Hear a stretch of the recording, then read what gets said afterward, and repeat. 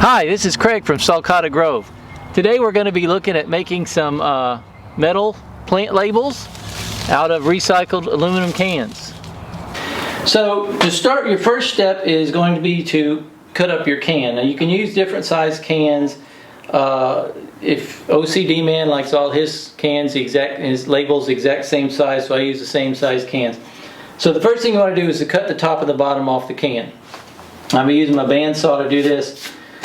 And before y'all start making comments about, oh my God, he's ruining his bandsaw cutting metal with it, this is an old blade and it's about the only thing I use it for, so okay. And you'll notice I'm not wearing any safety gear. That's because my wife's not watching.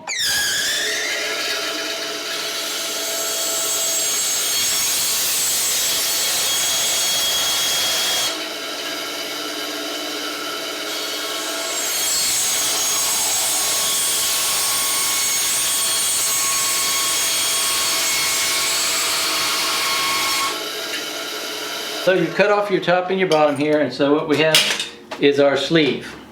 Now we're going to come over here. So now we're just going to cut the tin can, open the sleeve. I like to try to find a straight line on there, kind of gives me an idea where to cut. And be careful because this does have sharp edges. Okay, so it's pretty filthy in here, so I'm going to wipe that off. You can go hose it or whatever you want. If you wash them out real good before, you may not have this problem, but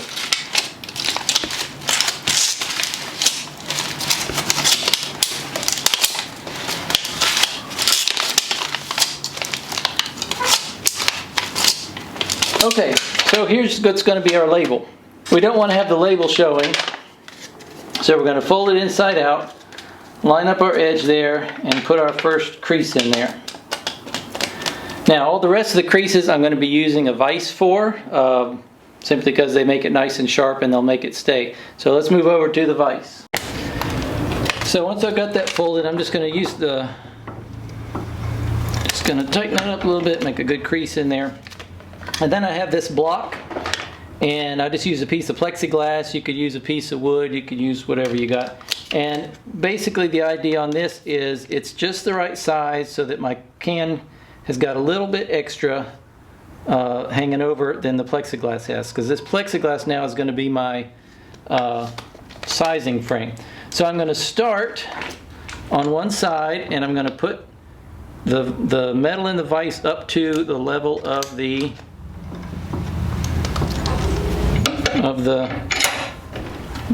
plexiglass, and then I'm going to fold this over.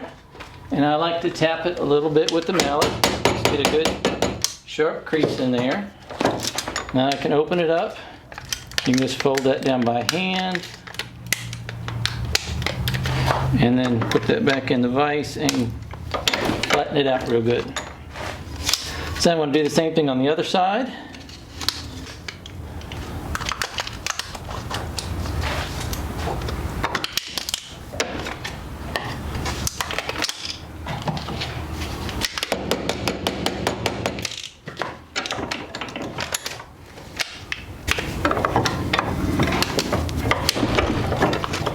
And then I'm going to do again, so now these are going to be lined up on the sides, and I should have my little bit at the top, so now I'm going to put the top in there.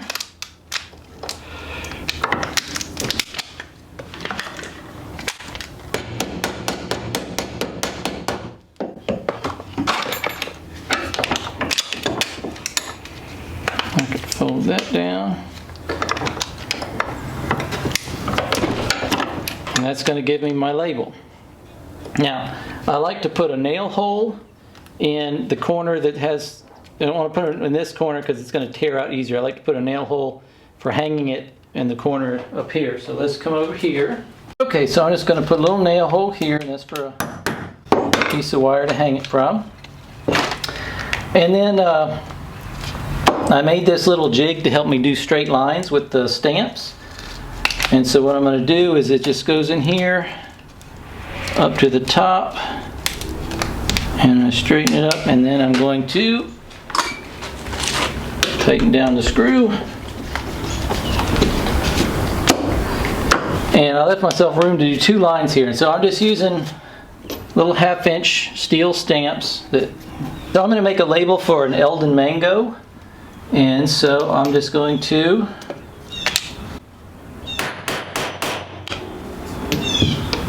use my stamps here, and I got these stamps I think on eBay.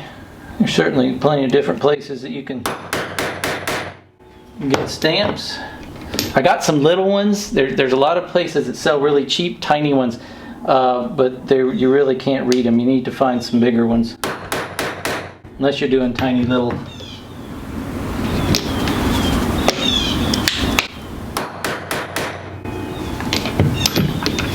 I could have spread these letters out a little bit, but so there's my label. And the good thing is, oh, and for the wire hangers, I have some wire from some electricals leftovers, and I just cut them into pieces it's about 8 inches long, and then I'll just wind them around a bottle to make a nice little round shape to them, and then I'll just twist a little hook on the one going vertical, one going horizontal, and then I can put that on the tree, just loop it on like that, and I have a nice label that's weatherproof. It will last forever, and it didn't cost me anything. So here's my label, and I'm putting this on my Eldon mango. This is a fairly recently planted tree, so it hasn't started doing much yet.